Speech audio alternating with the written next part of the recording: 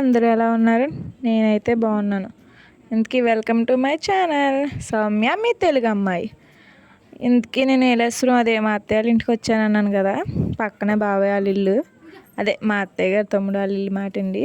మా చెల్లి నేను అక్కడికి వెళ్ళామాట, వర్షం పడేలాగా ఉంది బట్టలు తీద్దామని వెళ్ళి మొత్తం అలా ఎంజాయ్ చేసుకుంటూ ఉన్నాం. వర్షం వచ్చేలోపు తను మా చెల్లెల ఫ్రెండ్ మాట, ఇంటి పక్కనే ఉయ్యాలు ఊగి ఊగి ఊగి పైకి వచ్చి వీడియోలు తీసుకున్నాం అన్నమాట.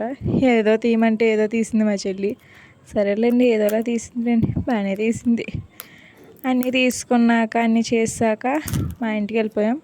మీకు వీడియోలో తెలుస్తలేదు కానీ గాలి అయితే గట్టిగా వేసిందండి. క్లైమేట్ కూడా చాలా దారుణంగా ఉంది. ఇది మా ఇంటి దగ్గర మాట, అదే మా అత్తయ్య ఇంటి దగ్గర. మా అత్తయ్య అక్కడ గుడి దగ్గర పూజ చేసేది మా అత్తయ్యే. మా మైదంతుల్లోకి ఏదో చేస్తున్నాడు. ఏం చేస్తున్నామంటే గెస్ట్ చేయన్నాడు కానీ ఏంటి అని చెప్పలేదు. బింగోస్, కోడిగుడ్లు అలాగా. వెజ్ తినే వాళ్ళకి వెజ్, నాన్ వెజ్ తినే వాళ్ళకి నాన్ వెజ్ అంట.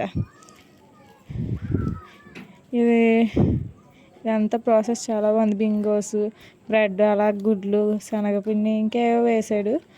రౌండ్గా ఉన్నాయన్నీ నాన్ వెజ్, మామూలుగా పొడుగ్గా ఉన్నాయి వెజ్. పైకి వచ్చి అది రెడీ అయ్యేలోపు నేను అలా చూస్తుంటే అబ్బో క్లైమేట్ చాలా బాగుందండి. వర్షం పడి అప్పుడే ఆగింది కదా, అందుకు నా ముందు కోతి కూర్చుంది. అది ఎక్కడ నన్ను వచ్చి కడుతుందో అని చాలా కంగారు పడ్డా, నా దగ్గర రాలేదు. అంతలోకి మా మధ్య పిచ్చాడు. అయిపోయినాయి. టేస్ట్ అయితే చాలా బాగుంది. మీరు ఈ రెసిపీ పేరేంటి, ఎలా రెడీ చేస్తారు కావాలి అంటే కామెంట్ చేయండి. ఓకే, వాచ్ చేసినందుకు thank you so much. Bye. Like చేసి, కామెంట్ చేసి, షేర్ చేసి, సబ్స్క్రైబ్ చేసుకోండి. సౌమ్య మీ తెలుగు అమ్మాయి. గంట బెల్ల కొట్టుకోండి.